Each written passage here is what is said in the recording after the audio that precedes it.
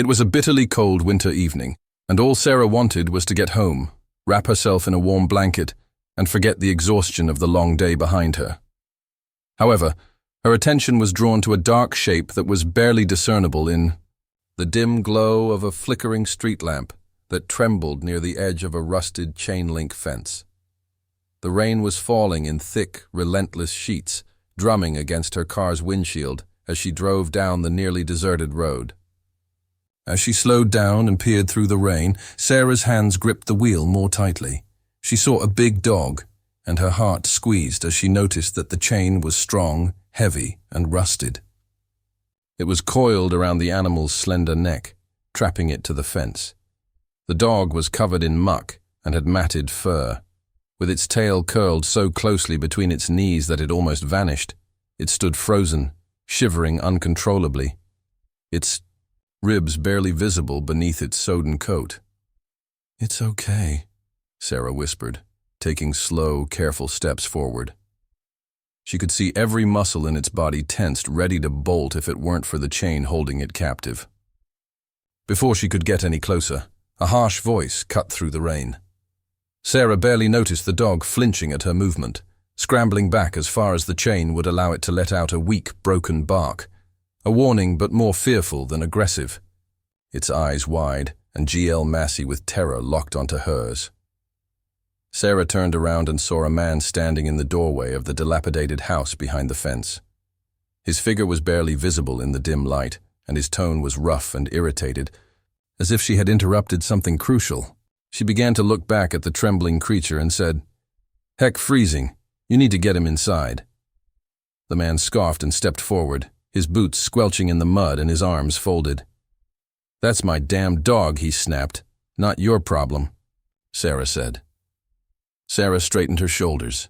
"He's in pain," and she shot back her voice firmly. "At least you think I'm unaware that the man interrupted. He's useless. He won't even bark at strangers, protect the house, or do anything but sit there and shiver. If you don't want him, if you don't care about him, let me take him," Sarah exclaimed, harshly as her fury flared in her chest and she let him go. The guy grumbled, "My guest," and turned on his heel before returning to the house. He screamed, "Just don't bring him back when he dies on you."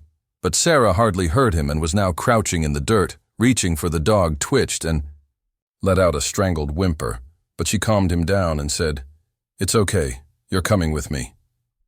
The rusty latch came way with a sharp click, and for a little minute, the dog stood motionless, shoo-in as though uncertain if he was truly free. Without hesitation, Sarah put her arms beneath his feeble frame and carefully lifted him. He was lighter than she had anticipated. A dog of his size should have weighed much more. He cried, but she was too weak to resist him as the rain pounded down around them. With her heart racing, Sarah carried him to her car. She didn't know what would happen next, but she was certain she wouldn't abandon him. The automobile was oddly quiet, save for the steady sound of rain hitting the windshield. Sarah continued to stare into the rearview mirror, her heart tense. Every time she saw the shaky figure curled up in the back seat. "It's okay, buddy." Rex was lying still on the bench, his slender body scarcely rising and falling with each short breath, his fur still wet from the rain clinging to his frail body, and his big, terrified eyes darting around as if the next blow were imminent. "We're nearly there," Sarah whispered, her hands tightening on the steering wheel. The drive felt excruciatingly long, and every red light and slow-moving automobile in front of her only made her desperation worse. She pushed harder on the gas. When she saw the illuminated sign for a 24-hour veterinary clinic pulling into the A parking lot, she threw the car into park, unbuckled, and hurried to the back seat. "Come on, sweetheart," she whispered, sliding her arms under Rex's frail body. He whimpered weakly, his muscles stiffening, but he didn't fight. He was too weak to resist. Sarah pushed through the clinic doors, the smell of fresh linen and antiseptic filling her nose. The receptionist looked up in surprise and called for help right away, and a veterinarian and 2 technicians hurried forward with a gurney. Sarah choked out, barely noticing the rainwater dripping from her clothes onto the tile floor. "I'm not sure how long he's been this way. He refuses to move the veterinarian and is chilling." A middle-aged woman nodded swiftly, her piercing eyes softened by gentleness. "We've got him." As the crew hoisted Rex into the gurney, Sarah grudgingly released her grip. As he wheeled him down the corridor, his head slumped a little, but his tired eyes stayed fixed on Sarah, who stood frozen until the swinging doors closed between them, her chest rising and falling in irregular breaths. Hours went by. Sarah hardly noticed the cold seeping into her soaking garments as she sat in the waiting room, her leg jumping nervously. She kept seeing the picture of Rex's quivering body in her head. At last, the veterinarian came back. Sarah jumped up and said, "He's in bad shape. Gently severe malnutrition, dehydration, skin infections," the woman added. "In addition to being anemic, he has old scars all over his body and exhibits symptoms of chronic maltreatment." Sarah took a deep breath. "But he will be all right, right?" The veterinarian paused. "We'll try our best. But he's critically frail, and the next 24 hours are crucial." "I want to stay with him," Sarah said, bracing herself against the counter and tightening her neck as her knees nearly buckled. The veterinarian blinked. "Are you certain that Hone is in critical care?" "I don't have to." "Sarah," the vet looked at her for a while before nodding slightly, saying, "He doesn't deserve to wake up alone." After being escorted into a poorly lit room, Sarah found Rex lying still. His eyes were closed, and he was breathing slowly and shallowly on a cushioned table with an IV line attached to his thigh and devices beeping softly around him. After pulling up a chair next to him, Sarah delicately took his weak paw in her hand after he hesitated. His skin felt warm under the rough, cracked pads. For hours she sat there listening to the steady beeping and watching the gradual rise and fall of his chest. At one point in the night's silence, Rex stirred his eyelids, and for the first time, his lifeless brown eyes met hers without fear. "You're not alone," she whispered, gently squeezing him. "You're safe now. You're going to be okay." Sarah let out a trembling breath, and a tiny smile tugged at her lips. It was the tiniest glimmer of trust, but it was sufficient because the first few weeks were shaky and uncertain. Rex had made it through the night at the clinic, and he was getting stronger every day. After a week of critical care, Sarah brought him home with the intention of providing him with the love and stability he had never experienced. However, even though his body started to recover, his mind remained stuck in the dark corners of his history, and he wandered around the house like a ghost that was constantly on edge and making loud sounds. A door that closes too soon. If a stranger came by, he would shrink back, pressing himself against the wall, his eyes darting desperately for a way out. The hum of the vacuum, even the sound of the wind rattling the windows, would send him running to the closest hiding place. Escape. But the worst of all was the leash. Sarah had tried everything to make him feel safe. She sat on the floor beside him for hours, speaking in soft, soothing tones. She let him sleep at the foot of her bed, even though he rarely rested for long. Always stirring at the slightest movement, she left treats for him, waiting patiently. For the moment he would be brave enough to take them from her hand, and slowly, so slowly it was almost imperceptible, he changed one morning. Sarah woke to find Rex standing by her bedroom door waiting for her. His tail, which had always been tucked so tightly between his legs, twitched ever so slightly. "Hey, buddy," she murmured, her heart swelling. He flinched at her voice but didn't run. Progress days turned into weeks, and with every small victory, a tentative wag of his tail the first time he ate without darting wary glances around the room. Sarah's determination grew stronger. She refused to give up on him. Then one afternoon she decided to try something new. She picked up the leash the moment Rex saw it. His entire body went rigid, his ears flattened, his tail tucked, and his breathing quickened. Before Sarah could react, he sprang backward and scurried off in a panic. He quickly ran to the farthest corner of the room and pressed himself against the wall so firmly that his ribs rose and fell with each trembling breath Sarah took in her stomach. She knelt down, gently twisted, and placed the leash on the floor next to her. "It's okay," she said quietly.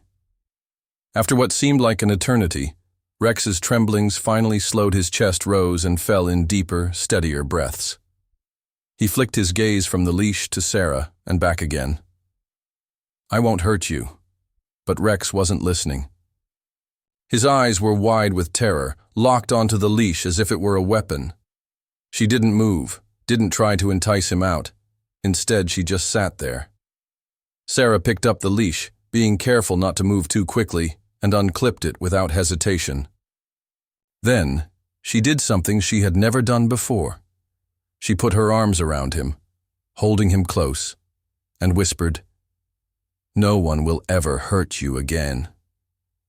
The morning light streaming in through the curtains cast a soft golden glow across the room, and Sarah instinctively reached for the warm spot at the foot of her bed, where Rex usually curled up, but it was empty, frowning, and her heart thumping a little.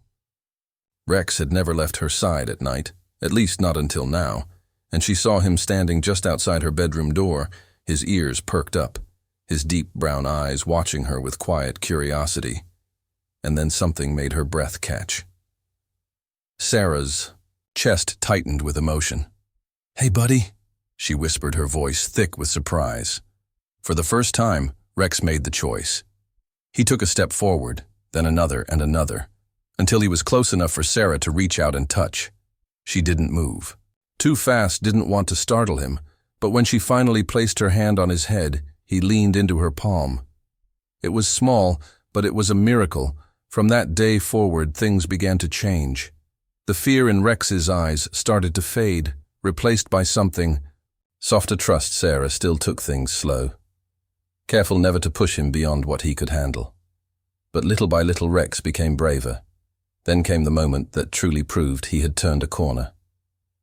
It was a crisp autumn afternoon, and Sarah decided to take Rex to the park. It was something she had always wanted for him, a chance to experience the world without fear, to simply exist without the weight of his past. He walked beside her, still cautious, but no longer terrified. The leash was no longer an enemy. It was a connection, a silent reassurance that she was there. As they strolled along the path, the distant laughter of children filled the air. Families sat on picnic blankets. Joggers passed by, and the scent of fallen leaves mixed with the crisp air. Then it happened. A little boy no older than 6 ran past them, giggling as he chased after a butterfly. But in his excitement, he tripped his small body, hitting the ground with a dull thud. For a brief moment, there was silence. Then, the boy let out a sharp, hiccuping SOB. Sarah barely had time to react before she felt the leash shift in her hand. When Rex took a step forward, his body tensed as though his old fears were whispering warnings in his ears. However, he moved closer, slowly and carefully. The little boy, who was still sniffling, looked up as Rex got to him. Then, very softly and gently, Rex lowered his head and pushed the child's hand with his nose. The boy sniffed again, blinking, in surprise, and instinctively reached out, his tiny fingers brushing Rex's fur. Sarah's eyes welled with tears as she watched the scene unfold. Rex, the dog who used to flinch at the sight of a leash and cower from every touch, was now offering comfort to someone else, whom he had learned to trust and love. Sarah knew instantly what she had to do next, because Rex was ready for a forever home and a family that would love him as much as he deserved. Sarah watched the autumn leaves dance in the breeze while sitting on the porch with her hands encircling a hot coffee mug. Rex felt more at ease, and his eyes no longer had that haunted sense of terror as he sat next to her, his warm fur grazing her leg. They brought with them something gentler, almost hopeful. She had been looking for the ideal family for weeks, one that would be understanding of Rex's past and provide him with unconditional love, kindness, and patience, and now they were on their way. A silver SUV crunched on the gravel as it came into the driveway. As she put down her coffee and stood, Sarah's heart tightened. The doors opened, and a pair emerged first. Emily and Mark. Their eyes were full of soft understanding, and their smiles were warm, but Sarah's attention was drawn to the little figure that emerged after them. As he looked toward Rex, Jake, a 10-year-old boy with bright, inquisitive eyes and tousled brown hair, clutched a small tennis ball in his hands and nervously turned it over. Rex tensed next to her, instinctively pressing his body against Sarah's leg, and she could feel the slight tremble that went through him. "Hey, Sarah. This new change was always frightening," Emily said in a quiet voice. "This must be Rex." Sarah nodded and brushed a hand over Rex to reassure her that he had made great progress. Mark and Emily stayed back to give Rex space because they knew better than to overpower him, but Jake approached carefully and silently. The youngster sat cross-legged in the center of the yard, set the ball next to him, and put his hands on his knees. With his hands raised in anticipation, Rex's ears darted forward as he closely observed Jake, his muscles still taut, his gaze searching the child for any indication of danger. Minutes went by. Jake remained motionless and silent, simply waiting. Sarah held her breath because she understood that trust couldn't be hurried at this time, and that Rex had to make this decision. Then, after what seemed like an eternity, Rex took a tentative step forward, followed by another. As she watched him approach cautiously and slowly to close the gap between them, Sarah's throat constricted. In a brief but impactful moment, Rex dropped his head and gently rested it on the boy's waiting hands as Jake stayed motionless, his hands open and his breathing steady. Before she could stop them, Sarah felt the tears. With the kind of time and care Sarah knew Rex required, Jake combed his fingers over the dog's thick fur without moving too rapidly and without startling him. His face lit up with pure, unadulterated ecstasy as he ate. "He's perfect." Jake's voice was full of wonder, and Sarah let out a trembling breath while grinning through the tears. She had been terrified of this part of saying goodbye, but as she watched Rex lean into the touch of this little boy, she knew he was ready. She knelt down next to them and ran a gentle hand over Rex's back, saying, "I'm going to be happy here, buddy." Rex cocked his head a little. There was a silent understanding and appreciation in his deep brown eyes that matched hers, without the need for words. After taking a deep breath, Sarah leaned over and kissed the top of his head, whispering, "Be good.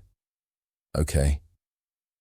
Instead of flinching, Rex waggled his tail for the first time ever, and he was instantly at home. It had been a year. As the morning sun streamed through the window, Sarah sat at her kitchen table with a steaming mug of coffee in her hands. The house was too quiet, but she still found herself looking at the empty spot by the door where Rex used to sleep, half expecting to see those familiar brown eyes watching her. She missed him, not in a painful way, but in a way that left warmth.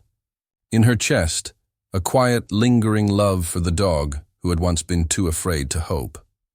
Then her phone broke, and she reached for it without thinking, but her breath caught when she saw the message. It was from Emily.